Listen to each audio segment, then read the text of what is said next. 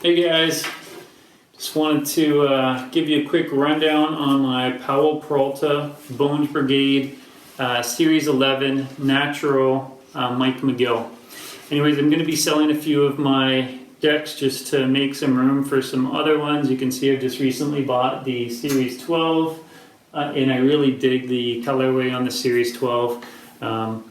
When I first picked up a couple of these naturals, I wasn't that stoked on them. I seen them online anyways. They looked just kind of bland. But when I seen them in person, it changed my mind. They look quite a bit better. To be honest though, they were really my only option for getting the Bones Brigade series as I'm trying to build a collection here. Because finding the other ones is super difficult unless you're going to drop some serious mad coin. And so I was able to find some of these Series 11. I got lucky in a couple local stores, and then also just through one Facebook page there was a collector that had a relationship with the store, so he said that they still had this Mike McGill in there, so he hooked me up. But unfortunately the store owner got rid of the wrapping and the rider's card that came with it.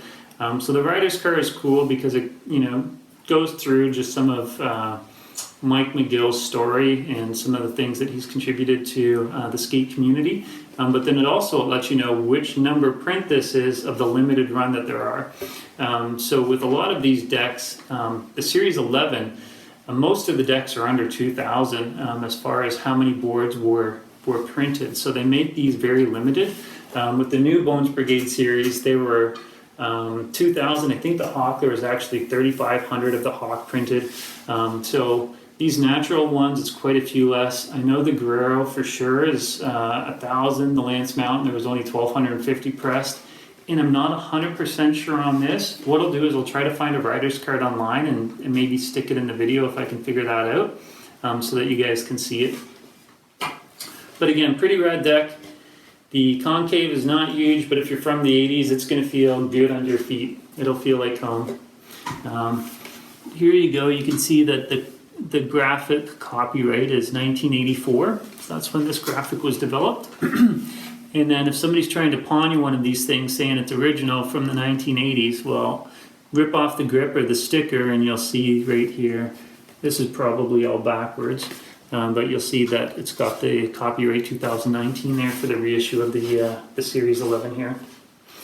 So pretty rad deck. Like, all in all, this one I was so stoked to get because it was actually pretty hard for me to find. I had quite a few of the other decks, minus the Mullen, but the McGill was pretty hard for me to find. So I'll go over the specs here quickly for you. And if you're interested. The width of the deck is 9.94, and that's in inches. The length is 30.43. The nose is 3.75. The wheelbase is 15.3, and the tail is 6.38. There you go. Yeah. So again, there you have it. Just wanted to give you a quick look. Pretty sweet deck. Again, if this is a board that you're interested in, it can be harder to find because there was only, I'm going to say there's under 1,500 anyways of them. And again, once I get that card, it'll confirm in the video. But anyways, yeah, so sweet deck. And I was happy to have it in my collection. And then I managed to get the Bones Brigade Series 12. If you're wondering what the other decks are behind me there, just a bug. The Lime Vallely, which is pretty sought after. And then I have one of Mullen's almost lights up there, Uber lights or whatever they're called. Anyways, I've got a few more other decks to get up there. We've just been skating quite a few of them this summer, so now that we're getting into winter, I'll get them up. But there you have it, guys. Just a quick look at the Mike McGill Natural Series 11 Bones Brigade. Loving it. Cool, thanks.